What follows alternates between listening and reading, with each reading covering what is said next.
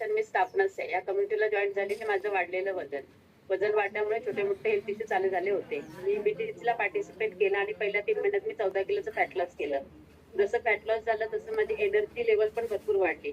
Energy level वाढली, काम करायची इच्छा म्हणजे असं आळस थकवा भरपूर होता. म्हणजे कधी काम करायची इच्छाच व्हायची नाही. ड्युटीवर आली की असं वाटायचं की गप्प बसून राहावं. आणि लाईफस्टाईल पण खूप चुकीची होती. म्हणजे चहाचा इंटेक जास्त होता. त्यामुळे ऍसिडिटीचा सिव्हिअर प्रॉब्लेम होता. म्हणजे दिवसाची सुरुवात चहा आणि त्या गोळी, ऍसिडिटीची गोळी अशीच होत होती. तर बीटीसीला पार्टिसिपेट करून मला खाण्यापिण्याच्या चुकीच्या सवयी समजल्या आणि किचन शॉपिंग चेंज केलं माझं. आणि जी बिस्किट बेकरी प्रॉडक्ट खाण्याची जी जास्त सवय होती ती टोटली बंद झाली इथे येऊन. ब्रेकफास्ट चेंज झाला माझा आणि आता मी हेल्दी ब्रेकफास्ट घेते आणि हे जो हेल्दी फुएल आहे त्याच्यामुळे एनर्जी लेवल बरोबर माझं माइंडसेट पण खूप चेंज झालं.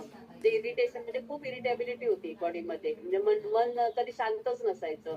जरासं काय बोलायचं तर म्हणजे आवाज चढूनच